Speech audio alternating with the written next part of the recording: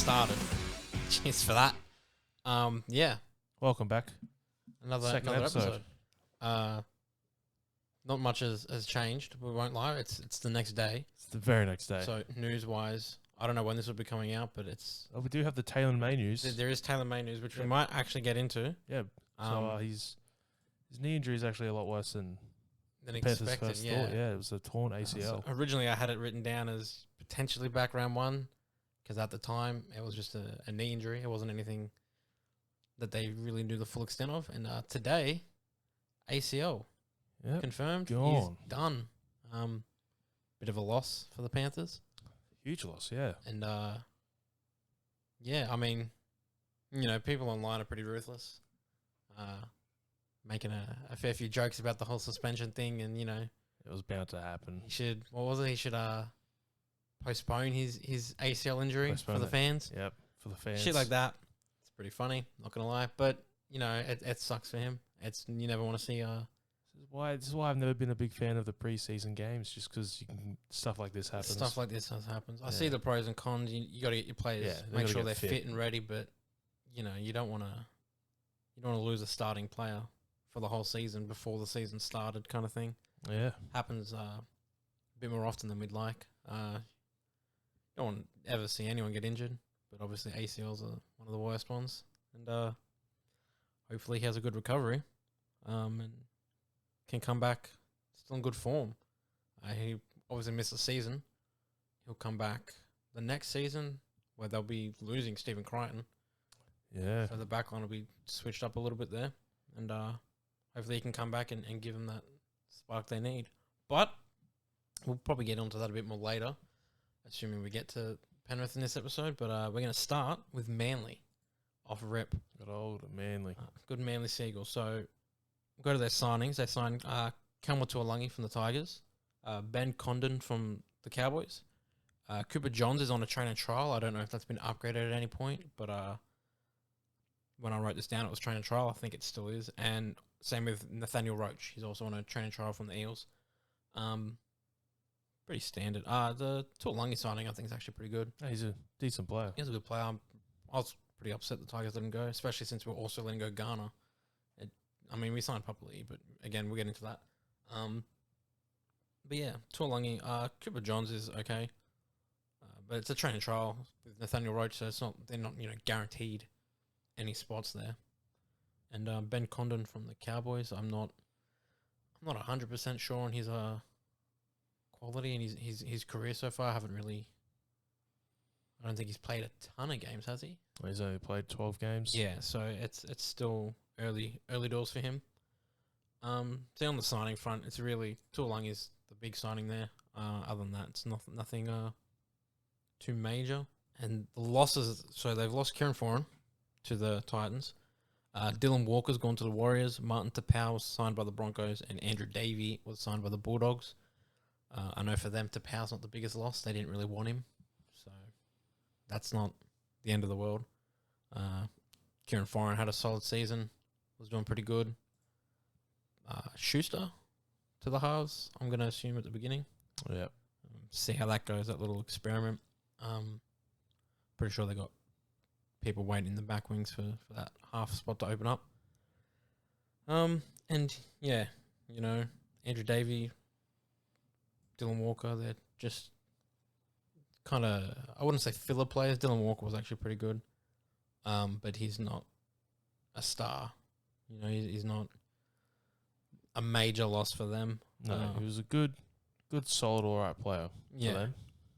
So in the terms of signings and losses, it's not been a big window for Manly. But they're re-signings. So good old O'Shea Ole re-signed till 2025. Josh Aloe. DCE re-signed till 2025. You got Sean Kepi till 2026. You got Talatau Kula, Tyler's second best center this season, he says. Mm-hmm. He's re-signed till 2024. Ola Kawatu's re-signed 2025. Jason Saab to 2026. And Ben Trebojevic till 2023. So some good re-signings. Keeping the players locked down. DCE, I think we all kind of expected he was going to resign. It's not a surprise, and neither are the rest really. Yeah, decent signings. Good all around there. Jason Saab, I think, is he injured at the moment? Oh, I do not know. I might actually know. I might actually have it written down. Not gonna lie, I do have it written down. All right, so we'll just go straight into this, the injuries then. So obviously Turbo's off the back of his injury. They say he's expected round 1. I'm not going to be surprised if he sits it out because they have the bye week 2, I'm pretty sure. So giving him that extra 2 days of rest or that extra day, I don't think would be the worst thing in the world. Carl Lawton has a knee injury. He's expected around 4 to 5. Morgan Boyle, I think in the trials recently, hurt his foot, and he's out for Midway through the season. Yeah, midway through the season, I think it was. And then Jason Saab did his knee. He's also out till midway through the season. So that'll be interesting.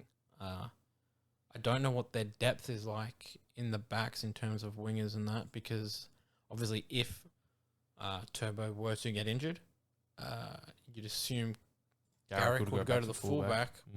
But then that means they're essentially down 2 wingers, with Saab not playing yet and then Garrick moving there. Not quite sure what the situation is there.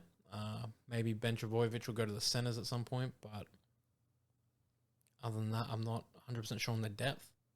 What do we think about Manly? Manly, right. So it's the whole, is Turbo going to be injury-free? It just comes down to him if he's going to be there this year.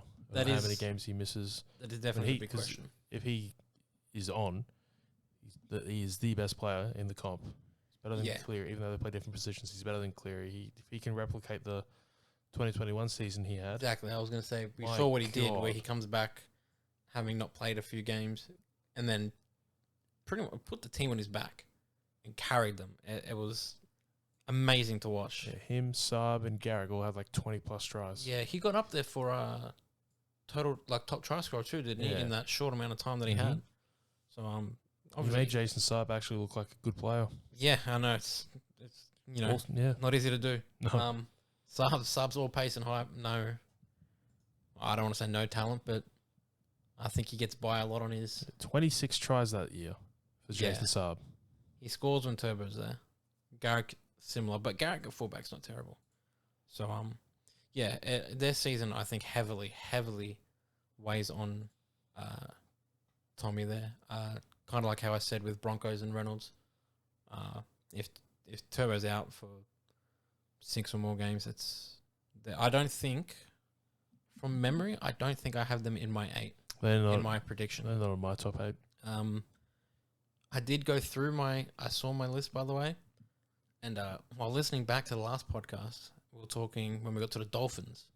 You mentioned that they're top 8. Yep. Top 8 bound. Yep. And you said they'll sneak in on about 30 points. I looked at my predictions. I had Dolphins finishing with 30 points, but they just missed out on the 8 by 1.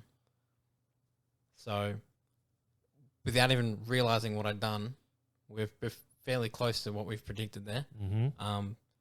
Mine just comes down to certain games, I think, where players will be missing, and I assume that Turbo won't be playing most games, I think.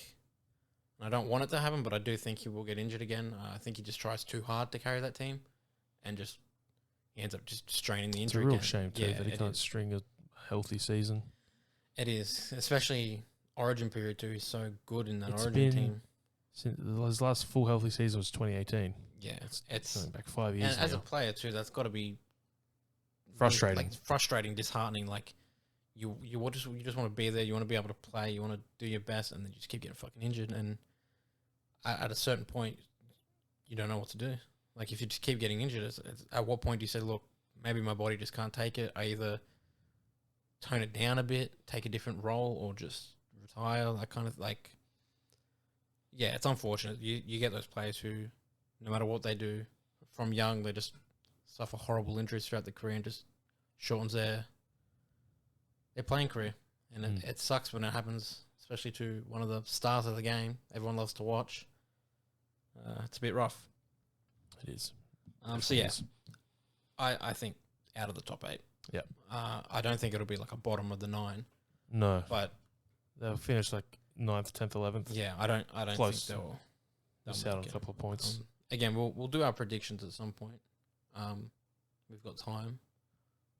Whether it'll be out before the first round, I don't know, but we will have our predictions done, and then we'll revisit them mid-season, and yeah, take a look at that.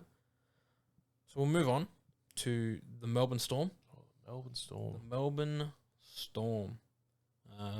Big team. Notorious for getting the job done. Next man up. That's they just live by that. And obviously the coaching staff is a heavy part on the success of this team, because we all know Bellamy is one of the greats, and he doesn't take shit. So most players that have come from that Storm system as well have turned out to be fairly decent players.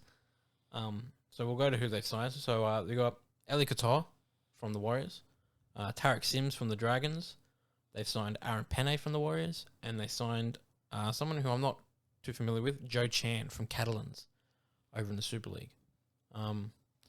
Not too versed on his career, I won't lie, but Eli Couture I'm a fan of, and I think that's a very good signing. Should be starting, I'd assume. And Tarek Sims, just one of those roles, like we said, with Tapau at the Broncos. He's still got it in him, but he's a leadership kind of old head you want to have in the locker room kind of thing. And then Aaron Penne, he's all right. I'm sure he'll become one of the top players in this fucking Melbourne team, like they always seem to do. Their losses. So they lost Felice Kafusi and the Bromwich boys. They've obviously gone to the Dolphins. They lost Brandon Smith to the Roosters. Cooper Johns on that train and trial. And David Nofaluma is back to the Tigers from the loan. It's a lot of experience they've lost there. It is a lot of experience. That was pretty much... they're all starters too, those 3 forwards there. Brandon Smith, they're all starters. Club captain as well in Jesse Bromwich. Yep. So it'll be interesting. They got a lot of decent players in the wings now waiting for their chance. And then I think a few people for a while forgot about Christian Welch because he had his injury and he didn't play. Yep. Before that, like, he was a solid fucking player. He was doing his job good. And now he's going to, come back into that team hopefully and carve up a bit. When Cameron Munster, when he's at the top of his game, he's one of the best. He's very unpredictable. Very unpredictable, and it makes it so hard to defend against him. And since he cleaned up his act with the drinking and all that, he was always good, but you can see that something's changed. He's a bit more consistent with it, and he's just more aware, and it's definitely made him a better player. And then Jerome Hughes, I've always loved Jerome Hughes, and then he got that spot. Cooper Cronk left and all that. Jerome Hughes starting hard, and he next man up. He carved up. Used to be the fullback. Yep, he used to be the fullback. He's one of the premier halfbacks in our game. Yeah, now he's one of the top halves, and he's definitely earned that. Justin Olam again. Yeah, the injury sucks, but it's still a good re-signing. Remus Smith, he's been pretty good for the Storm. I was saying to you the other day or yesterday or whatever that I was shocked when the Bulldogs let him go. Yeah. Because I thought he was a great player. It was just unfortunate he was at the Bulldogs. And then when they let him go, I thought, damn, it's a weird move, because if you just stuck it out with him, it probably would have worked out. Went to the Storm and had a pretty decent season. Got moved around a bit, fullback and all that shit. But yeah, and then Christian Welch again off the back of his injury, re-signing. Before he got injured, he was great. So what do we think about Storm this season? Top 4. There's always it's got to be right there. They've got to be top 4. It's just standard for them these days. Yeah. They didn't make it top 4 last year, but yeah, it was. But everyone saw that as an off season for them too, because they didn't make the 4. So it's just expected from most fans that hopefully Pappenhausen, when he's expected back early season around 6 to 8. Yep. So once they get their full spine together, you got Pappenhausen, Munster, Grant, Hughes. Outstanding team. That's a very good spine there. Very good. And then you got some young kids going to be coming in, or younger players coming into the forward pack now that the old boys are gone. So it's going to be a very good team. Speaking of injuries, so Tarek Sims has a calf injury, expected I think around 1 to 3. George Jennings, it's just listed as an illness, and he's expected back round 4. So I'm not quite sure what kind of illness that is, but a big one. As mentioned, Olam fractured his arm. He's round 6, and Pappenhausen, as Harry said, mid-season round 6 to 8. They really going to be wanting him back. He just hasn't looked the same since he got injured in 2021. Yeah, he looks nervous. Yeah, he just looks like he hasn't regained that confidence he once had.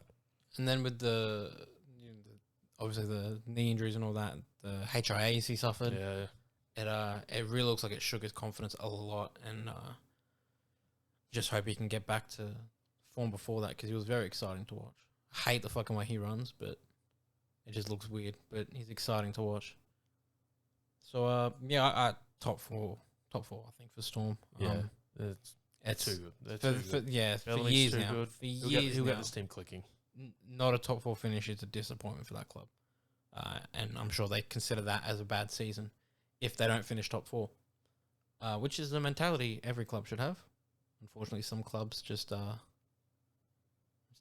take the best they can get.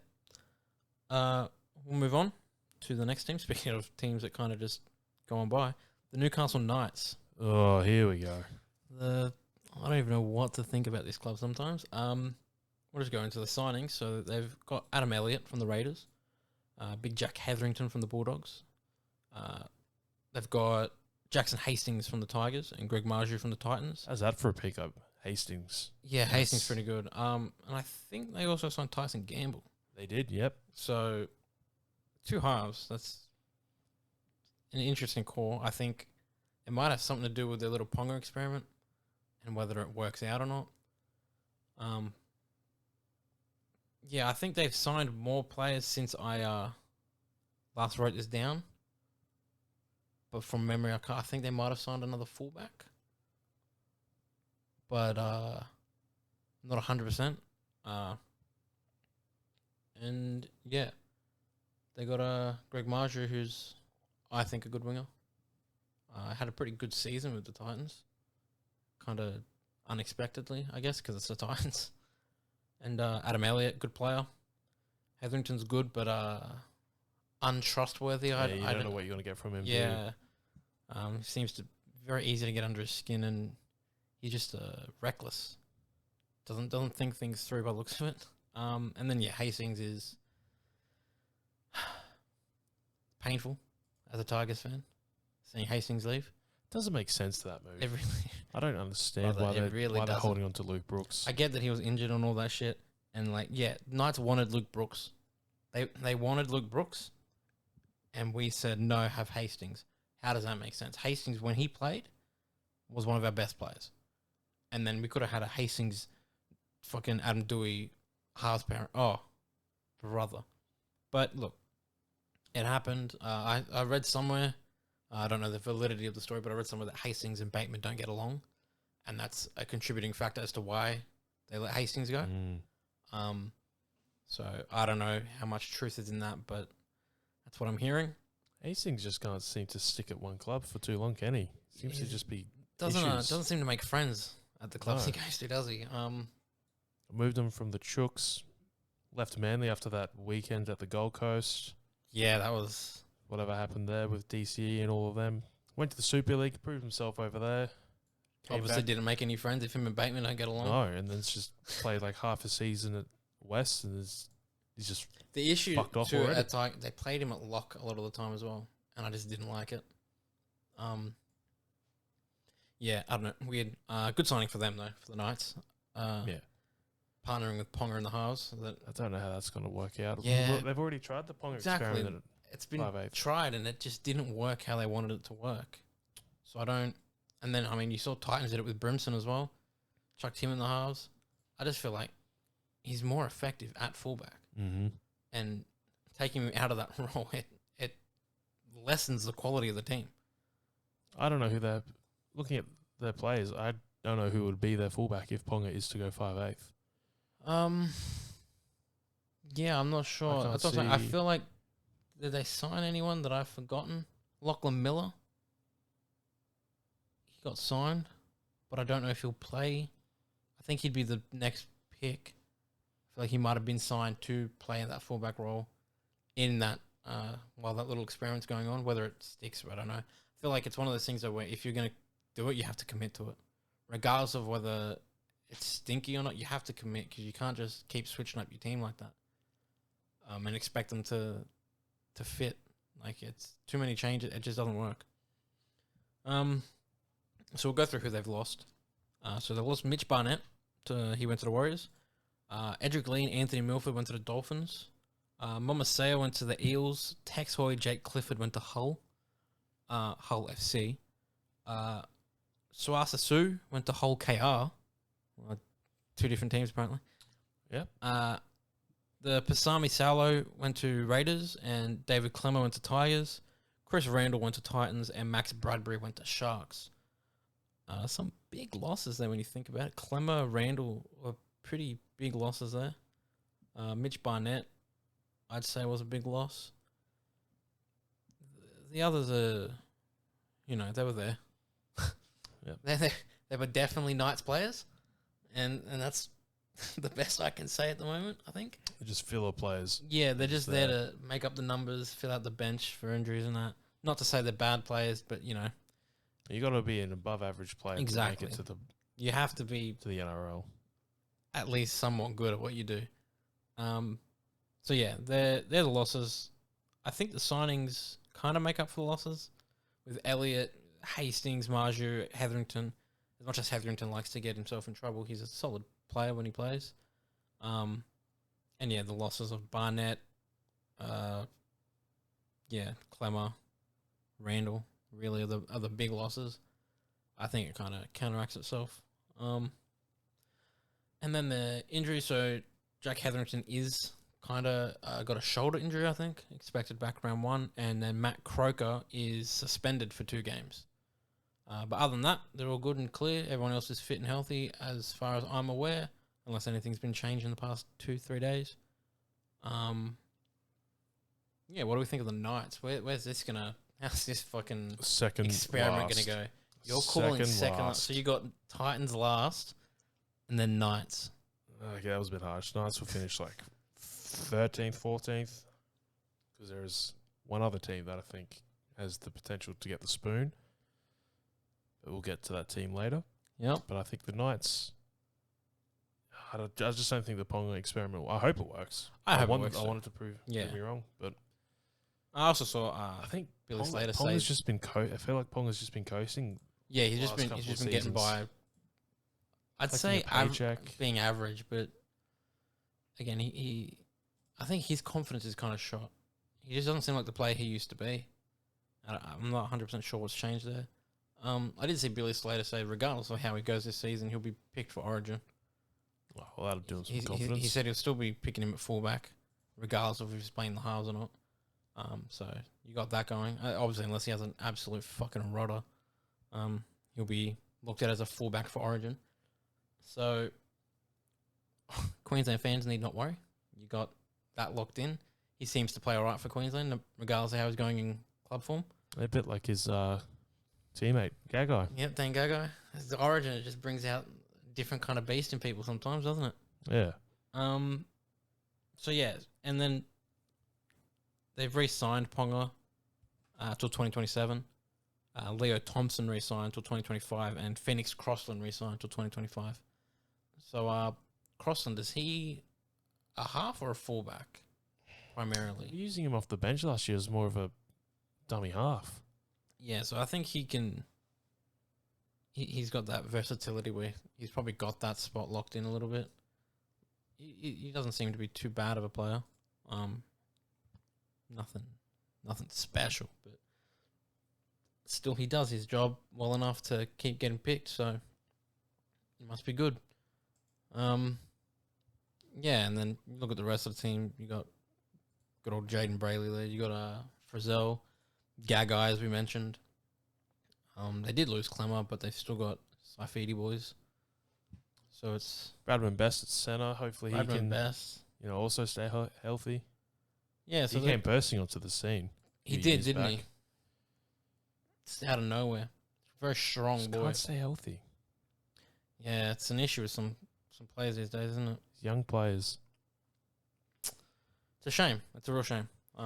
He was another player that was fun to watch just because of how strong. Like, he just body people. And yeah, Kurt Mann can put in a solid shift. So they've got a good team on paper. They're just one of those teams that just can't seem to put it together consistently enough. Adam O'Brien, first coach to be sacked. O'Brien, you reckon? Yep, I think he's gone. I reckon he'll be the first coach sacked. Yeah, he's got to be on thin ice at this point, right? He has to be. Like, it's... I don't know. The team's just been too wishy-washy, too fucking inconsistent. It's just rough. That shocker season they had a couple of years ago as well. From then, it's just been bad, hasn't it? And I don't really know what they can. Besides a full overhaul, I don't know how to fix that club. I don't know what you do, because if Hastings doesn't work out, I don't know what the issue is. Because they've got Ponga there as a fullback. When he was there, still the team wasn't being able to do much. They had decent halves before last season, not as much, but they've had good halves there. They've had a decent forward pack, good hooker. The wingers and centers, they've been fine. Is it the culture, maybe? It might be the culture. At some clubs, it's not a player issue. It's a culture issue. It's a way the clubs run. I said that about the Bulldogs before Gus Gould rocked up, and I've been saying that it's a culture issue at the Bulldogs where there's not a winning culture, so they're happy to just get by, and there's no real what do you call it? There's no issues if you do bad. You know what I mean? There's no consequences. There's no real consequences to you doing bad. You get the spoon, you get memed the fuck out of, but really nothing. When you look at sports like the Premier League where there's relegation, if you don't play well enough, you drop down, you lose funding, you are no longer in the top league, and that motivates teams. Massive pay cut as well. Exactly, it motivates teams to push. Whereas in the NRL, they don't have that, so there's not that drive to not be shit. You know what I mean? Like, and some teams you see they're just kind of fighting for that 8th spot because they're just not quite good enough to guarantee it, and they're all just kind of fighting for that final spot, and it's just there's no passion at some of these clubs. And I think Knights are one of those teams. I think previously the Tigers, hopefully that changes this year, and Bulldogs, teams like that, Titans even. So hopefully they can turn it around. Hope this Ponga thing works out. But I don't have them making the 8 either. I probably got them finishing, 14th, 13th. One of those Sounds spots about there. right. So yeah, that'll be interesting to see how that goes. Moving on, we got the big boys up north, the Cowboys. Bit of a shock season, I'd say. We both had them as a spoon in our preseason predictions last year, and boy, You're kidding yourself if you thought they were finishing in the top 4. Yeah, no one. I don't even think they believed top 4 finish was viable. But boy, were we made to look like fools. Yeah. What a season! What an unpredictable season. Everyone just turned up. Everyone's Ruben Cotter. Yeah. What a season. Townsend proved to be the signing of the year last year. Fucking Holmes, even Drinkwater. Holmes at centre was a revelation. It's phenomenal. It's proved that Peyton, when he got there, told them what he was going to do with Taumalolo and reduce his minutes, he was like, people are unsure. He wasn't going to last long there, but it worked. One full season there, one full off season, proved dividends. It did, and look, there's a bit of bad blood still, but It's over the bridge now. But some moments in their season were like they probably could have done better. I think their finals campaign was disappointing for them. Well, obviously they didn't make the final. It's disappointing for any team, but considering their regular season performance, they just didn't bring it to the finals. And I don't know if that's a lack of experience in big games like that, or if they were just beat by the better, like the other team just overpowered them kind of thing. But I'm expecting a similar result this year. Maybe not as good. No, they'll finish in the top 8. Yeah, they'll finish top 8. I'm just not confident on top 4, but who knows? The top 4 can just pick itself. Yeah. So they signed James Tarmo back from the Tigers, and Gamat Shibasaki. He signed over from. He was in the Queensland Cup at the Mackay Cutters. And they also got Jack Goshowski. Is that how you say his name? Nailed it. So they got him from the Dragons. The only signings they've made that I'm aware of. Tarmo, once again, playing that leader role. This is his last season? I'd assume so. I'm not sure if he has, but I'd assume. I mean, I thought last season would have been his last. Obviously, I think the only club that could have pulled him out of that retirement was the Cowboys. Maybe the Panthers. But Cowboys caught him up and like, hey, come on up. Let's fucking go. Let's run it back. And I'm sure he was happy to do that. Finish his career there, I'd assume. Yeah, I wouldn't see him playing more than one more year. Yeah, he's 34 years old. He's already in the 300 club. He's had a good career. Yeah, premiership winner. Go back home. Fucking call it a day. Hopefully for him, they have a successful season. On the players they've lost, so obviously Hamiso's gone to the Dolphins along with Tom Gilbert and Connolly Lemuelu and Ben Condon to Manly. So again, not a big off-season movement there for them. They really didn't lose anyone major, didn't sign in. I think Hammer would be maybe Tom Gilbert might be the two big losses there. But even then, Hamiso was coming off the bench. So it's not like it's the end of the world for them. And then their re-signings. So Ruben Cotter re-signed until 2025. You got Drinkwater till 2027. Jake Granville re-signed till 2023. Ben Hampton 2023. Halem Lukey to 2025. Jeremiah Nanai got the bag till 2023. And Murray Taulagi till 2026. So big re-signings. Yeah, some good re-signings there. I thought the Nanai one was a bit longer. So did I. Thought they locked him down to 2027. They might have. I might have just fucked up writing it. I paused when I said it too because it didn't look right. But once I'm reading shit, I'm not going to stop because that's where I fuck up. But yeah, from my memory, it was a bigger signing. But who knows? You'll fact check that one real quick. 2027. Yeah, there you go. 2027. Big signing, big money. He got the bag, didn't he? Yep. Earned it, I'd say. I think he earned. Shock horror. Linked with the Roosters. Yeah, I know, right? Big player off contract. Get him down to Bondi. Big ol' under that sombrero of yours. We love it. But yeah, so very good signings. Taulagi, Nanai, even Hampton, Drinkwater, Cotter. So Cotter again having outstanding season. Fucking Nanai having an outstanding season. Taulagi having an outstanding. The whole team really just exceeded everyone's expectations. Just clicked at the right time. It did. And again, unfortunate. They couldn't go further into the finals. It would have been nice to see them in the final. But you know, it happens. If you don't turn up at the right time, it's all for nothing, isn't it? Mm-hmm. So on the injury / suspension front, Mitch Dunn is expected back round 1, but he has a bit of a knee injury. Lukey has done his knee, expected around 4 to 6 from memory.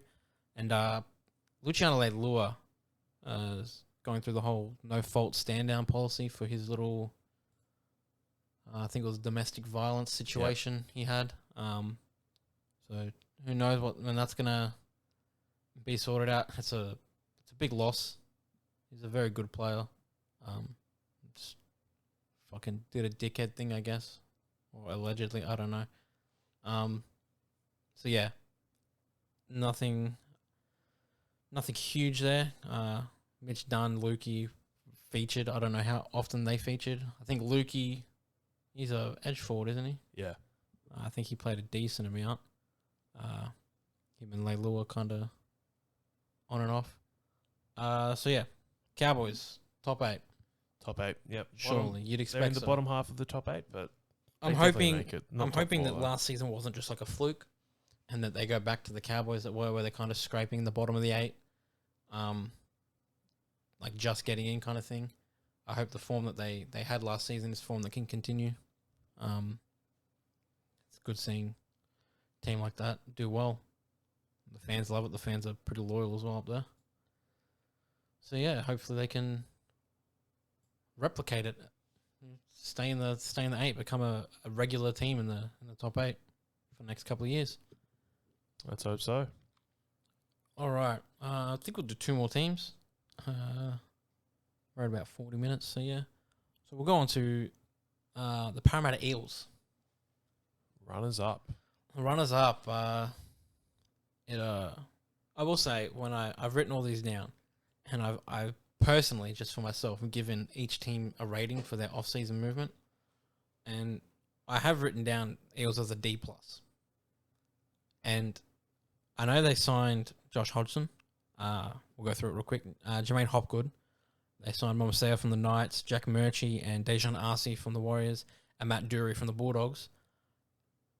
Those signings are not good enough to make up for what they lost. No. They lost Reid Marnie and Hayes Perham to the Bulldogs, Murata Niokore to the Warriors, Isaiah Papali'i to the Tigers, Oregon Kafusi to the Sharks, Ray Stone to the Dolphins, Tom Opacek has gone over to Hull. It's too many big losses for the signings that they made. It's just not good enough. No. Josh Hodgson, I don't know how he's going to go. Well, see, he hasn't. He's just been riddled with injuries as well. He has. I don't think he fits their system though. He's got to make a lot of tackles, I guess. The way that him and Reid Marnie have different. Reid Marnie probably runs the ball. That's the thing. I think Reid Marnie, his running game complements Dylan Brown's running game and Moses' running game a bit more than Hodgson would. Hodgson's more of a maybe take 1 or 2 steps past the ball, just pass it. Marnie would run, and he knows that Moses can run with him. Dylan Brown can run with him. Hodgson, I just don't think has that drive in him to do that. So I think unless they change their game plan, it's going to be a lot more stale, a lot more still kind of football from the Eels, which just doesn't suit the way Moses and Brown play. It's just not their style. Even their forward pack, it's not their style. But I could be proved wrong. Jermaine Hopgood turns out to be a pretty decent signing considering they've lost all their edge forwards at this point. Yeah. Sean Lane done. Matto. Matto can't play. Could have, but doesn't want to pay the money or whatever it is. I can afford it. I think it's fucking stupid, and I think I'd be furious if I was his teammate if he did that. Especially now with the injuries, it's just not good enough. So we'll go to who they've re-signed because they've got a couple of big ones there. Dylan Brown re-signed. He got big re-signing. From memory, it was 2031 or something. Yeah, they locked him up for life pretty much. Campbell Gillard, 2025. You got Hayes Dunster till 2025. Gutho also till 2025. Mike Acevo till 2023. And then you got Sean Lane, Ryan Madison, and Junior Paulo all till 2026. So that's some big re-signings there for, a good couple of years that they don't have to worry about for a bit. But that Dylan Brown one, 2031, major. He definitely deserved it after his performance last season. Definitely. He's always been a good, he'll do what he can. I remember a couple of games last season they played him in the centers, didn't they? I don't know why. That was wild. That was outrageous. I don't know what they were trying to do there. Trying to get Jaco Arthur in the team. Yeah, which they shouldn't. Just straight up. Let me tell you, an average, he's a fucking bog standard, Sunday league player. No offense to the kid. I'm sure you've heard it all before. But it's just I don't know. Your name helps you. I'd have to say he's one of those players where if he didn't have the name, I don't think any teams would have looked at him, just based on talent. Like, what is his position? He doesn't look like a half. His position is bench. Not even. Like, he doesn't... Yeah, I don't know, man. He just... I don't know if anyone else understands. Zoom in on his face real quick. He looks like Luke Howarth. You know that Donny? I do. Look at him. He does. Yeah, I don't know why the fuck he keeps getting picked. I mean, I know why. Yeah, because his dad's a fucking coach. But I don't know why. Like, and then the whole thing with them coming out saying, "Hey, don't boo him. We can boo That's whoever the weak. fuck we want to boo." That's weak. The fuck do you mean? Don't Fans like. I agree with the whole Spend don't hard don't earned money. abuse. You know, don't go for them. No. Don't like online and you know that kind of shit. That's dumb. If you're at the You game, don't tolerate that shit. if you're at the game, Boo. he comes Boo. on and you're like, "Oh, great, we've lost," because now Jake Arthur's on. Boo. Go ahead, boo. You're allowed to boo. Yep, I've booed my own team before. I've booed certain players. I from constantly own boo team. my team. Are you kidding me? I'd have to. I'm a Tigers fan. I'd be fucking delusional if I didn't. That fucking game after Tommy Rodonicus' passing, Oh, mate, that was woeful. that was horrible. guys The second half you shouldn't have was said. such an improvement. And if we played like that in the first half, we smashed them. But, you know, there's moments where the fans aren't going to be happy. They're going to want to boo. You can't go out and say, "Hey, no, don't do that." Because I don't think you'd have said that for any other player. Nope. Any other player gets booed, it's like, oh, Cameron it happens. Smith got booed anytime Cameron he Smith, went played relentless. anywhere besides Melbourne. Yeah, it's Gallen. fucking... Fuck Gallen, but Gallen. as valid as the booing is, Matt Lodge constantly would get booed no matter where he went. It was valid. But he constantly got booed. Not one person said, "Hey, don't boo him." But Jake Arthur gets booed. And they're like, "Hey, none of that." It's Weak. very weak. Big weak. So, yeah, that's... Yeah. And then you've also got the whole Will Moses re-sign. I don't think Will he'll he not? resign. The issue is I don't think he's it's resigning. between Eels and Tigers. He's going back. Tigers have given offered a lot of money. He's going back. If he goes back and wins your team a premiership, it's done. It's forgiven. He comes back. He wins your team a premiership. I don't know if I'd forgive him, but I could let it go. Move on. I could let it go. It's just the way he handled that situation where he just had a hissy fit and then started like throwing games, like just not trying. That pissed me off. Because like, that's like you had Aaron Woods and Tedesco. They both like, "No, we'll play. We'll play this final season, you know, like we'll do it." Moses got big money from Eels and then chucked a hissy fit when Tigers didn't let him leave. Like straight away. So for that, I won't forgive him. But if he were to come back to the team, we were to win a comp with him, I wouldn't forgive it, but I can let it go because it's been too long. So yeah, that'll be interesting to see what happens. I'm sure that'll get resolved soon, right? Surely. It'd have to be because You don't want that lingering around your season. exactly, especially after they've just re-signed Dylan Brown. I see a lot of people saying that Gutho's a bit of a criminal in terms of holding the club hostage for more money that he doesn't deserve. And then it puts strain because now they had to re-sign both Brown and Moses, and that's kind of caused this issue. Gutho's a good player. He is, I feel like he's Eels thrown through. Like he just, the fans love him. You know what I mean? And he seems to love the club. I don't know how much he's on. I don't know how much he's like re-signed for. But from what I'm hearing, it's a little bit more than what he probably should be on, and probably could have saved them the whole Moses issue or trouble, because the amount of money that was offered between Eels and Tigers isn't a ton. It's just the fact that it's over a couple of years. Extra, I think Tigers gave him extra 2 years, maybe. I think Gutho's on around 800,000 a year. About that, give or take a couple of thousand. I don't know how I feel about that. It's hard. The value of players is flashy changing. fullback, so it's He's hard not. to. He gets a lot of return meters. He gets a lot of return meters, but he also likes to not run. Like he'll catch it, and if there's open space, he'll sprint. But as soon as he gets to the line, he slows down and like drops to the ground, and that annoys me. But he's good for a try assist, good for a try. Yeah, the market these days of what players are signing for is getting kind of outrageous, I think. And when you start signing players for more money than they're worth, it kind of fucks everything up. Then you get players asking for more because this guy's on that, and I'm better than that guy, so why aren't I getting that kind of thing?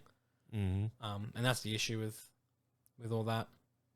But hey, Eels obviously see him as being worth the money that they're paying him. Obviously, they want to re-sign Moses, but they just gave Dylan Brown the bag. So I think they're kind of in that boat where if they were to lose Moses, they've kind of prepared for it in a way. But then again, what? You can have Dylan Brown and Jake Arthur in the halves? Or they're going to play Big Cartwright? Oh, God. Yeah, I mean, the options are limited at best. And then, yeah, you got Campbell Gillard, Sean Lane, Matto, Paulo, Sivo, all good players for the Eels, all integral players to their team. But as we said, Matto's a bit of a stingy one, apparently, and decided to take the game suspension, overpaying the, what was it, like $3,000 fine or some shit? Yeah. That's fucking ridiculous. So yeah, we'll go on to injuries and suspensions. So Hayes Dunster has a knee injury, round 1 expected, I think it was. Wonga Blake also expected round 1. He had a arm injury, no specifics. Nathan Brown, I'm not quite sure what that was, but he is expected to be playing round 1. I don't like to make any guarantees that people will be back certain rounds because who knows what will happen between now and then. Bryce Cartwright has a jaw injury, should be good to play. Mitch Rain also should be good to play. He suffered a head knock. Bailey Simonson has a shoulder injury and he's indefinite. So they haven't quite figured out what that injury is yet, I'm assuming, or the seriousness of it. And then Madison suspended. I think it's 3 games still. Comes back round 4, yeah. Yeah, so... and then, yeah, Sean Lane got his jaw? Yeah, it was his jaw. And how long's he out for? I can't remember. It just says indefinite. Yeah, I'm sure he probably doesn't come back for at least. If it's a 8 broken rounds. jaw, yeah, he'd be one of those 7, 8, 9 rounds back, which is a huge loss. He was a great season last season for him. What do we think with the Eels? I have them missing the 8. Missing the 8? Missing the That's 8. a big one. It That is a big call. I'm all about big calls. Yeah, apparently it's... Yeah. I just don't think the players they've lost, especially their forwards in the forward pack, The forward signings, as you said, it doesn't really equate to what they've lost. Yeah. I think it's going to be very similar to what you see over in America in the NFL. It's the Super Bowl hangover. The Yeah. runners up. And then just don't turn up. Plummet. I don't think it's going to be a good season for them. I don't expect it to be pretty either. Again, it's also... It's going to heavily weigh down on this Moses situation. Yes. If he leaves that club, they are fucked. I love Dylan Brown. I love Gutho. But without Moses, they're going to struggle. Again, as we said, their depth. Jake Arthur. I mean, we already know how we feel about that. We already know how most of the fans feel about that. Yep. And we've seen what that entails. It's and not it entails not much. So, yeah, the Moses situation is going to have a big impact. But even still, if he re-signs, I think from memory, I still have them in the 8, but I think I've got them low 8. Or if not, they're just outside the 8. I definitely don't have them high up in the top 8. I just think it's one of those things where they need to... They can't miss the 8. I know they've lost some good players, but like they're at that point now where they've been making it enough to where it's expected for them to be in the 8. I think their premiership window's closed. Yeah, Last especially year was the year. Moses going and it's done. You got some hope in the sense that Dylan Brown's still young. You can kind of build a team around him if you have to, and he's there long enough to where you can do that.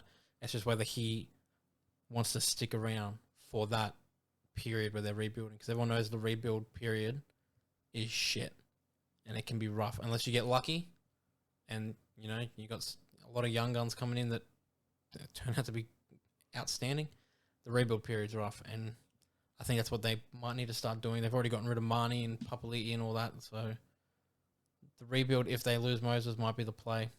Keep a couple of players like your Gutho, your Brown, your Campbell Gillard if you can, and work from there.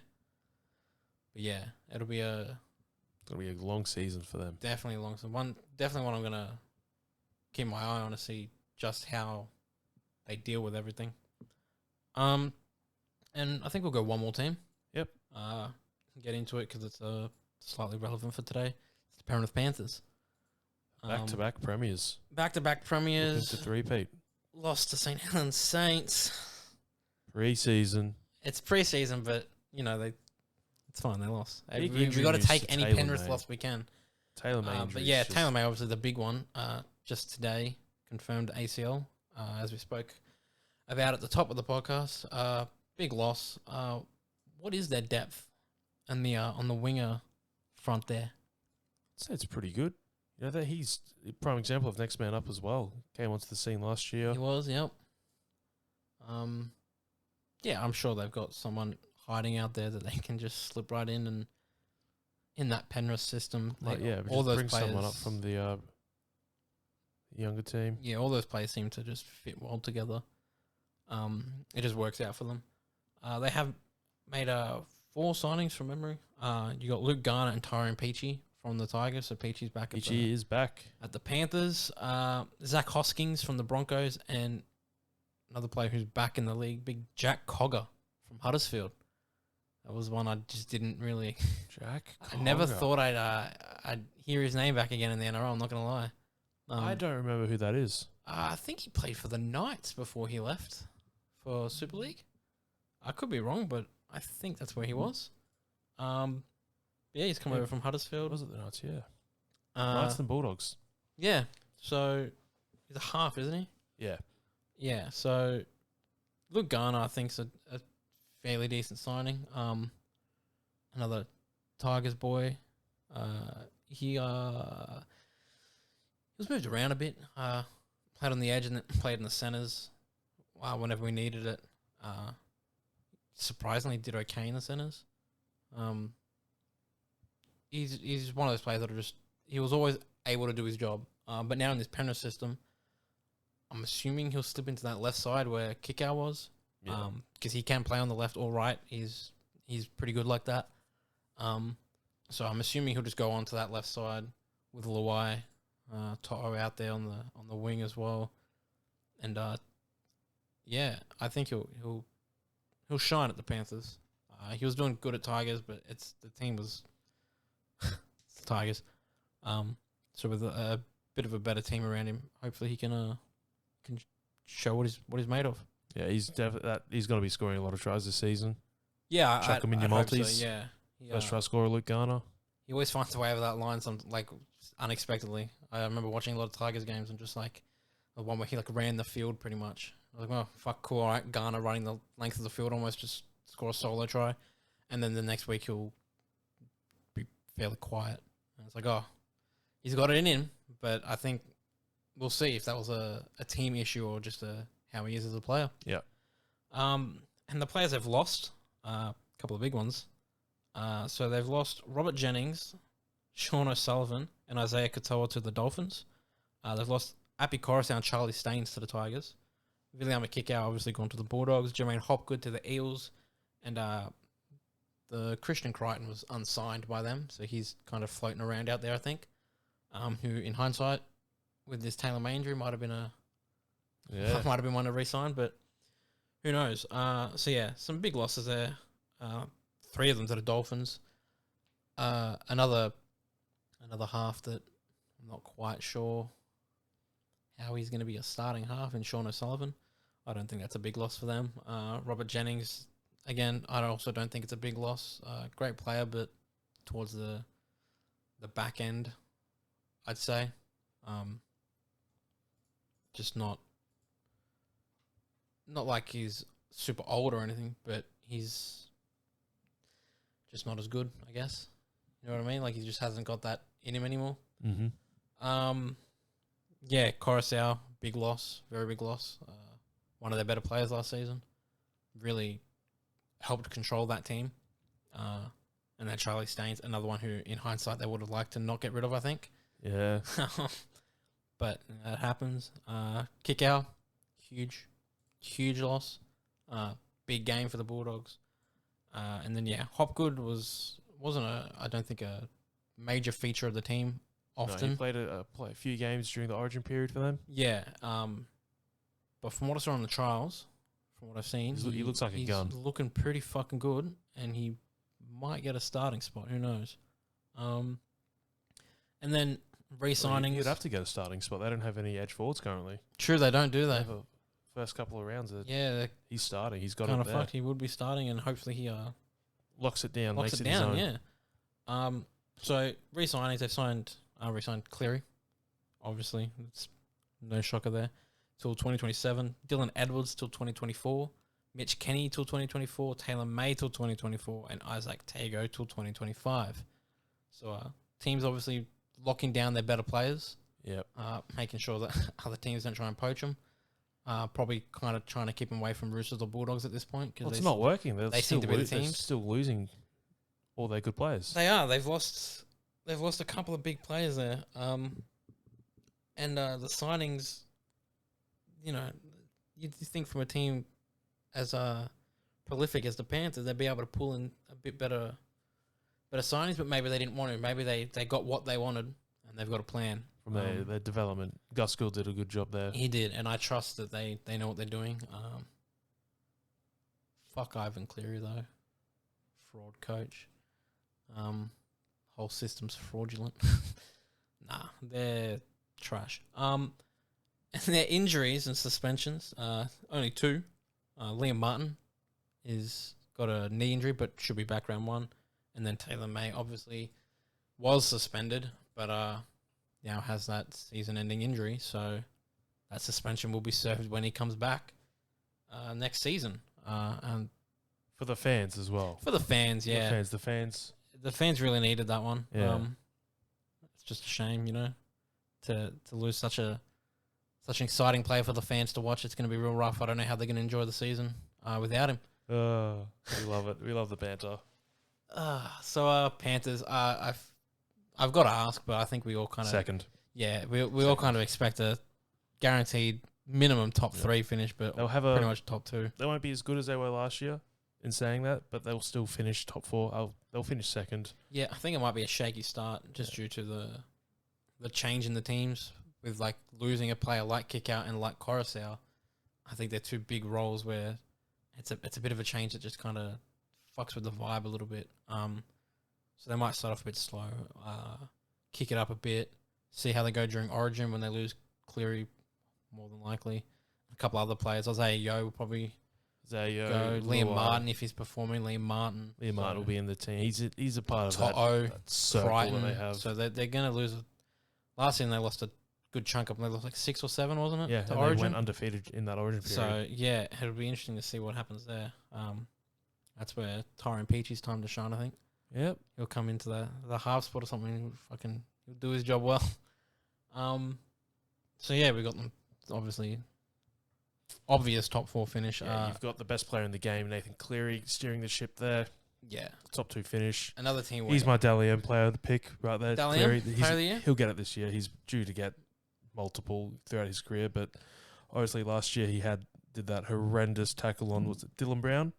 Yeah, it was on Dylan Brown. God, he got sent off, shocking. Which, of course, any suspension, I think it's more than 3 or 4 weeks, you immediately get ruled out of Dally M contention. Yeah, it's that hard to come back from that. Although he didn't do a terrible job at it. No. He was making a comeback there in that little leaderboard, but yeah, a suspension for that long, it's going to... He probably would have been very close to getting it, I think. Hines did have he had a good lead. Phenomenal season, and he had a good lead, but it would have been very interesting if that didn't happen, and to see how Cleary would have gone in those games, and then seeing how close it would have been very interesting. He's so talented, and he's still so young as well. He is. He's accomplished everything there is. He is. At 25. It's very annoying too, because I can't stand Penrith fans. Penrith fans are... Fair weather fans. They are some of the worst. There's always a Penrith fan. Penrith fans are some of the worst. But like they never used to be because they used to be shit. Yep. And now that they're good, they wanna pipe up a bit. Very similar to Broncos fans. Broncos fans, fuck you. They can't handle losing. They can't. They had that period where they were winning for so long that when they started losing, they fucking hated it and didn't know how to deal with it. Roosters fans are a little bit the same. Every club has shit fans, though. That's part of the game. But yeah, that's the teams. We've got how many left? We've got 4 left, I think, that we'll talk about in another episode. Funnily enough, in the order that they are, our 3 teams, me, you, and Tyler, are part of those 4 teams. So that'll be a might be a little bit of a longer episode because we can talk a bit more in depth about our teams because obviously we know a bit more. We have a bit more of an opinion on it.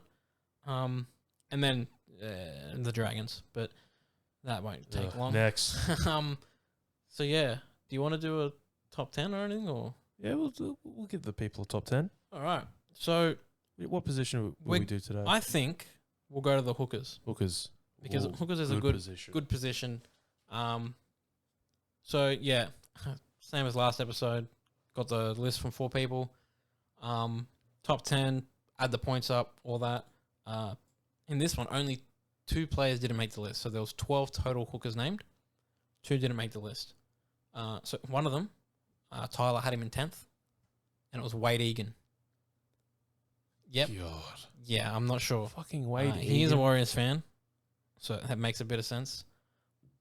Top 10 is an insanely wild shout to me for Wade Egan. There are 16 better hookers than him. There are. I think I can back that. Yep. So we'll move on past that quick because that's insane. Next. And now this one, also missed out. Also on 1 point, Harry had him in 10th. Is Sam Verrills. Sam Verrills. He was one of the ones I considered. I just didn't put him in. I guess I just didn't think it was a top 10. I don't know who I put in 10th. I think this season has more potential, mainly because Verrills has Randall there to compete with. Yeah. So I that's what edged him out of the top 10 for me. So getting to 10th, and it's the only players that we have tied on points. Everyone else is on different points. So it's good. So equal 9th. Yeah, so equal 9th, both on 2 points. So again, only just made it there. Very close, that bottom 3. So Greenlands and I had him in 10th, and Harry, you had him in 9th. Yes. Oh, sorry, you had one of them in 9th. You had Starling. Good old Tom Starling. And then Greenlands and I had Croker in 10th from Manly. Lachlan Croker, forgot about you.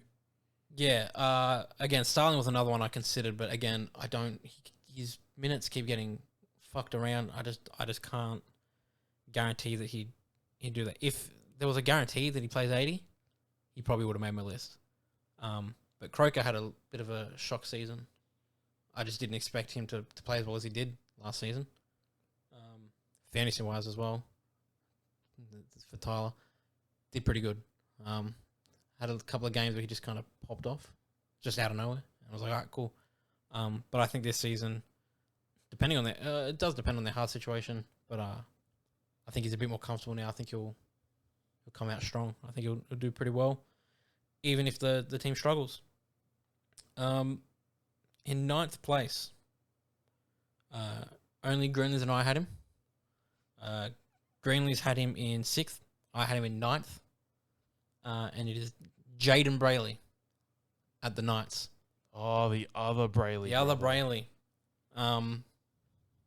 That injury he suffered wasn't ideal, but then it gave us Chris Randall, didn't it? It did.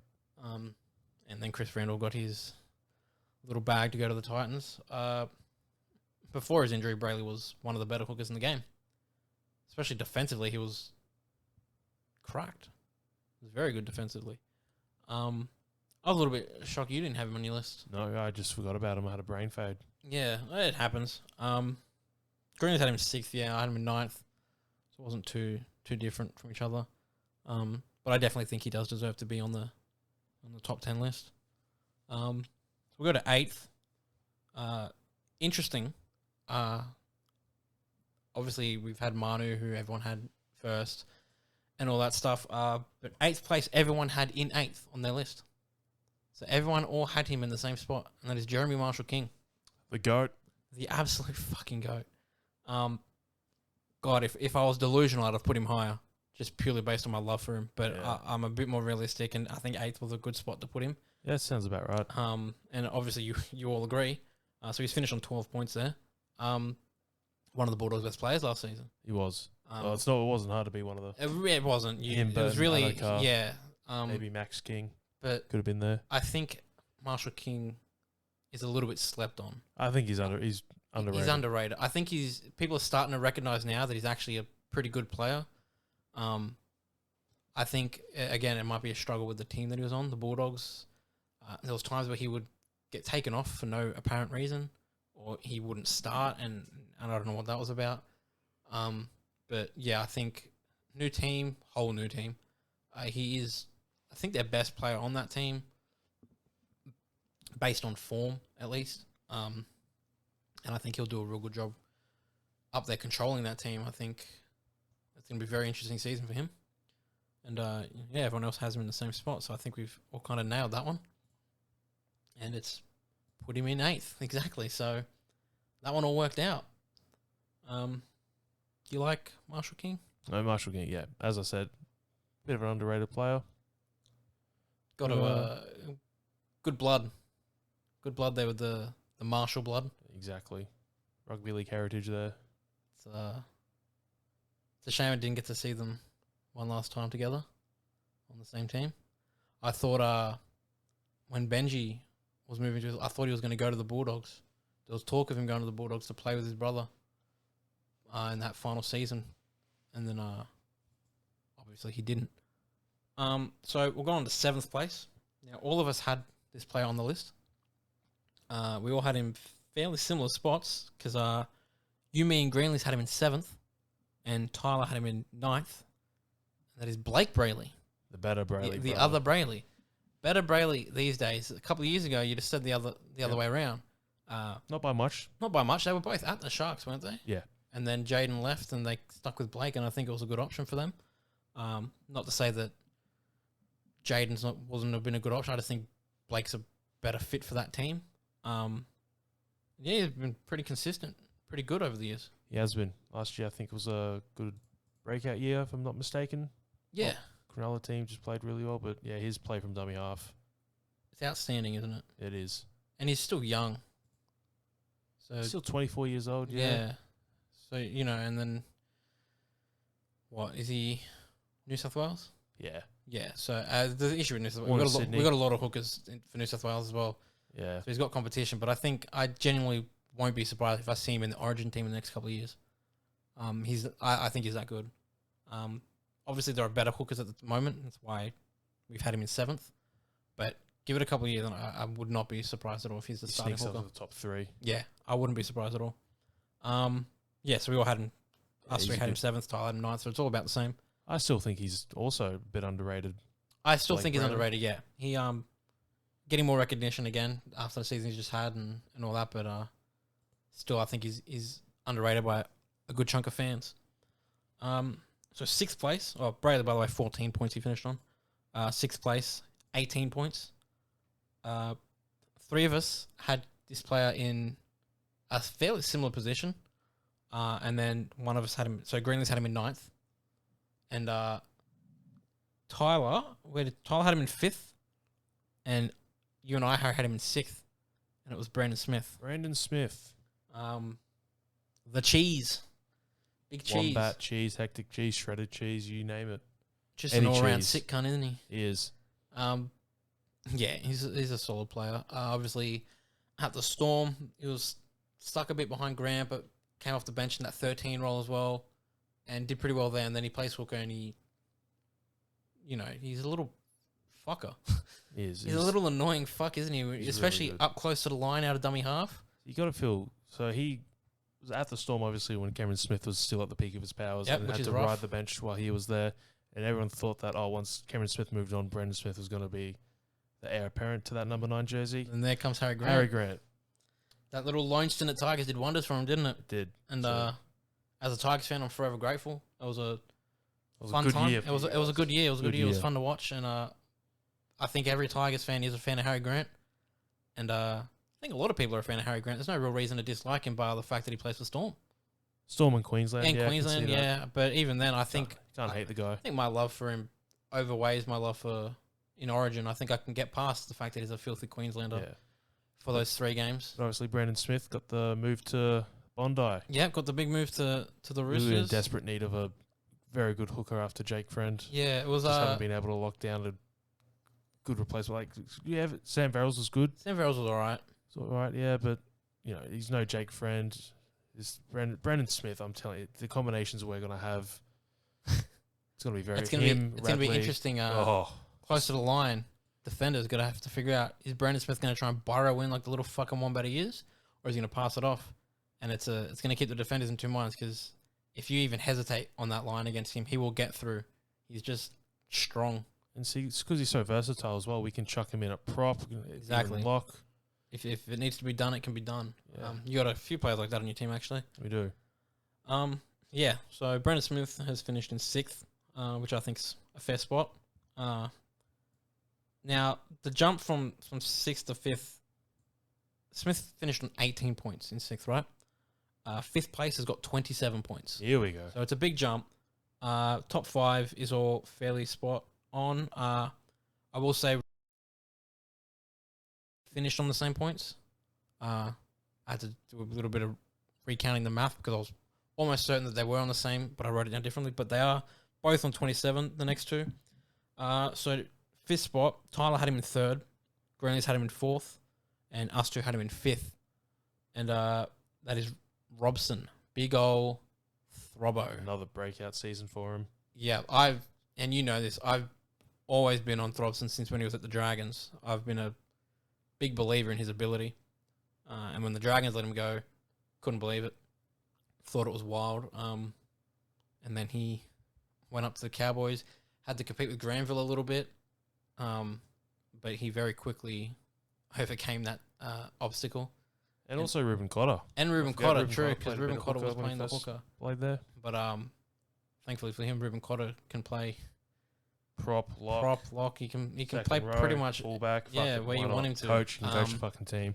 So yeah, Robson overcame that obstacle, showed that he is the starting hooker. He is the man that you want in that spot, and yeah, last season was phenomenal. He really helped that team defensively too. Just very good. Like you can back him on defense to tackle the biggest of players. Yeah. No matter how 1,100 small tackles last season. Yeah, see, that's insane. And he's not like the biggest bloke either. No. So that's outstanding. From a dummy half, that's what you want. That's the most you can ask for. Good defense and above average on the attack, and he's got that. So his running game as well. Yeah. Yeah, he's running it. He's got a little bit of pace behind him. Not a ton of pace, but enough. Again, and just falls. Very good hooker for New South Wales, but exactly, that's what I'm saying. We're stacked for depth. It's just unfortunate. 2 other players. Yeah, it's very unfortunate if you are a New South Wales hooker, because you've got a lot of competition. Speaking of, we'll go to 4th. Also on 27 points. Harry, Tyler, and I all had him in 4th, and Greenleys had him in 5th, and that is Reid Marnie. Now at the Bulldogs, that's a huge pickup for them. Huge pickup. Yeah, it's.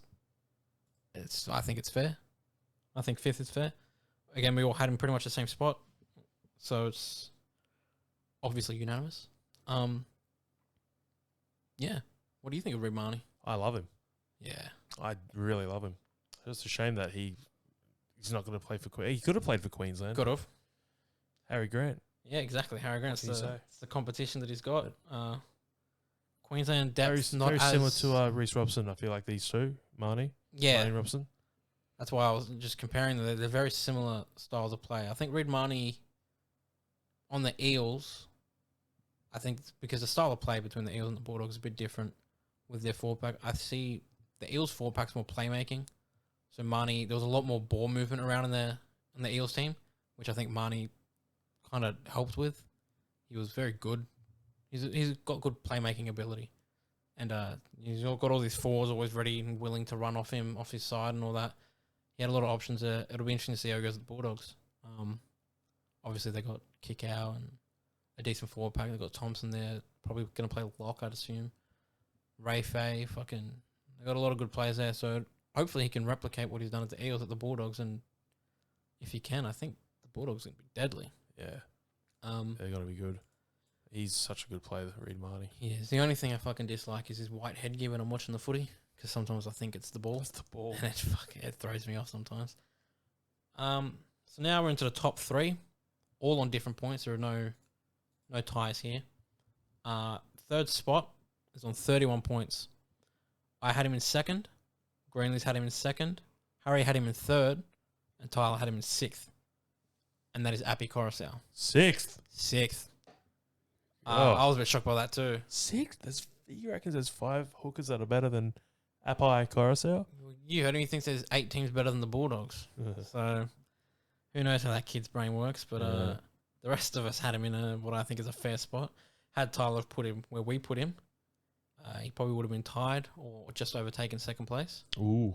There is 3 points between Appy and the next place. So, yeah, Appy Coruscant off to the Tigers, another player who hopefully can replicate what he did last season. Oh, he's just going to be doing a lot of tackling, isn't he? He's going to be doing a lot of You fucking guys work. are fucking shit. That's the thing. When you look at, let's go back to fantasy. Last season, Joaffa and Gowie tackles all the time. Constantly getting mad tackles because we had to defend so much. Luckily, Coruscant can. Who's your backup hooker? Who's your Our backup? backup hooker at this point would be Simpkin. Jake Simpkin. So I reckon Simpkin come teams list round 1. Simpkin will be on the bench. Simpkin will be on the bench. Yeah, I don't. Appy is not an 80-minute hooker, especially if he has to be doing all this defensive work. I think he's going to be doing. I think what people don't take into account the amount of work he's going to be doing on offense. I think he's going to be doing so much fucking work for us coming out of that dummy, like just leading that team. Depending on how halves line up, but with him and Brooks, I think might be an actually really good matchup. I think hopefully I want Dewey to play halfback so that Brooks has that freedom to run. Because when Brooks runs, he's a better player. He should be playing that 5'8" role. Should be running a bit more. You have him running off of Coruscant. It'll be good. If you go on that right side, Coruscant running out to Papali'i, I'd assume, Nofaluma. He can make shit work there. And I think he'll be more effective for us on offense, and I think he will be on defense. Just by the style of play that I'm hoping we play, because it's the play that he's best at. But yeah, so Appy's in third. 6th place is a bit wild. Yeah, that's from Tyler. a bit ordinary there from you, Boydie. I think we're expecting some wild takes from that kid. Yeah, he just doesn't get it. He just doesn't get it. So on to second place. As I said, 3 points ahead, so he's on 34. Tyler had him second. Harry had him second. I had him 4th, and Greenlee's had him 3rd, and that is Damien Cook. Yeah, I'm looking at your reaction there. I had him second. You had him second. Oh God, Yep. what's wrong with me? I just could have swore I put him 1.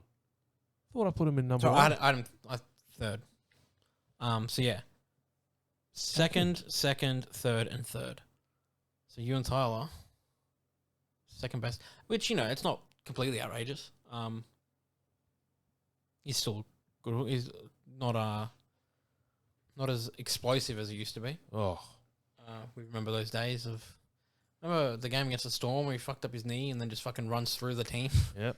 Like that Cook is fucking deadly. He's still got it in him, but he used to be a fiend. The moment he saw like even the slightest possibility of an out of position player behind to play the ball, he was gone and he was already through it. And then obviously New South Wales, fairly solid player for us. So yeah, Damien Cook is just, he's a beach sprinter. You know that? Oh, I didn't know that. Yeah. There you go. There you go. So yeah, how do you feel about that? Yeah, Oh, you could make an argument that he's the best hooker. Yeah. I thought. If we go, I put him at 1. if we go based on their best possible performance, I think Cook is number 1. Yes, I agree with you. Yep, I'll give you that. He defensively does the job, but again, that explosiveness, that speed he has on attack, and his knowledge, just like knowing when to when to pass to the forwards cutting on the inside, or when to go out long, when to run himself. It's very, very good, and I still can't believe the Bulldogs let him go for Michael Leisha. So. Michael they picked Leisha over Damien Cook, which at the time, I don't know, maybe it made sense, but in hindsight, I bet they fucking regretted it. And now, I mean, once again, it's all just kind of unanimous, just like with the center position here. Everyone put him in first because you're a fucking fool if you don't. So finishing on 40 points as the best hooker coming into this season, we reckon, or finishing this season, is Harry Grant. We gave Cameron him Smith 2.0. We gave him his raps before, but I'm sure we can have a bit more to say about him. He, that little stint at the Tigers, I think, if that didn't happen, I wonder how the career would have panned out. Yeah. Because without that, I don't think he gets in front of Brendan Smith. Nope. Definitely not. And then, who knows how long it would have been. So, yeah. Harry Grant, number one. As you said, he got to go behind fucking Cameron Smith and learn from him. Which, not a bad player to learn from, is it? No. Definitely no slouch, that Cameron Smith. And then plus coming up in that Storm system where, they expect the best. It was bound to happen. Thankfully, he went to the Tigers and got the chance to prove it. Got the chance to show himself. To Bellamy, to the league, be like, hey, look out for me. I'm going to fuck this shit up. And he has. And then Origin, obviously, got picked there. Did pretty good in Origin. So Got some good Harry Grant Origin moments. Yep.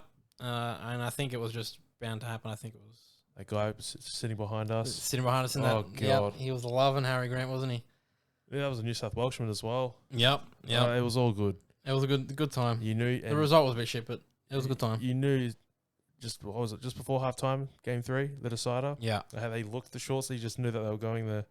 I should have called it out to the boys, shouldn't I? We should have yelled it out to them. But yeah, it would have been a fraudulent list, and I might have had to call the authorities if Grant didn't finish first because we have to do a recount. Yeah, someone would have been on something illegal. Stop the count. So yeah, that's the top 10. We'll go through it real quick. So we got Croker and Starling in 10th, Jaden Brayley 9th, Marshall King at 8th, Blake Brayley at 7th, Brendan Smith at 6th, Reece Robson 5th, Reid Marnie 4th, Api Coruscant at 3rd, Damien Cook in 2nd, and Big Harry Grant at 1. So currently, our ultimate... How's that team looking? Our ultimate 17... for the bench, I'll just do the 4 highest points that didn't make a thing. So it'll be our wingers of Alex Johnston and Brian Toto, our centers of Joey Manu, and I think I put in Valentine Holmes. Nice. And now we got Harry Grant at that hooker spot. So far, quite a formidable team. Not a bad team at all. Obviously, the winger spot could have been taken up by Suoli'i from the Roosters, but as I said to Harry earlier, because he more than likely will be playing centre, I gave that spot away to Toto. And then in the centres, Campbell Graham or Holmes, I gave it to Holmes because Alex Johnson's already in the team. Might as well give an extra team in that final team, instead of stacking up an extra South player. Yeah. So yeah, we've got our props done as well. And then we'll go for edges and locks at one point, and then we'll do the halves and fullback. Very good. To get it all done. Very interested to see the 5/8ths. It Very will be, interested to see that list. The halves, I've yet to receive Tyler's yet, but shock horror. Looking at yours and Greenley's and mine, it's good. All of them are very interesting. There's some players in positions where you personally wouldn't think to put them there, and then obviously we get cases of people forgetting players to go on the list because there's just that many, really. But yeah, so that's what our list looks like now. And is that an hour and a half? Yep. Do you want to do props? No, we'll save props. We'll load up the forwards on that episode where we do the edges. Yeah, we'll do the 3. Yeah, the edge 3 lock forwards. prop. I back that. All right, so yeah, not bad. Talk about a couple more teams next episode. Do a couple top 10 lists. get a predictions episode in there at one point, and then the season should be started. What's 10 days? Yeah, about 10 days. 10 days. So, you know, in what? 2nd of March. Next week, teams list. 2nd of March. Not long to go. In 8 days, we're going to get teams list. Long 4 months. It has been, hasn't it? Luckily, the World Cup was there. Luckily for us, we enjoy other sports. Yeah. So we had things to fill in the time while we wait. And now it's back. It's finally back. And I'm sure it's going to be stressful watching our teams. Oh, yeah. Probably end up losing games they shouldn't. Shit like that. And then you got Origin, and it's just... It's going to be a good year for you. Very exciting, very exciting. And we got more episodes of this throughout the season. A lot of things we're going to probably end up talking about. So, yeah, good episode. Yep. I guess we're done here. And we'll see you next time. Enjoy. Deuces.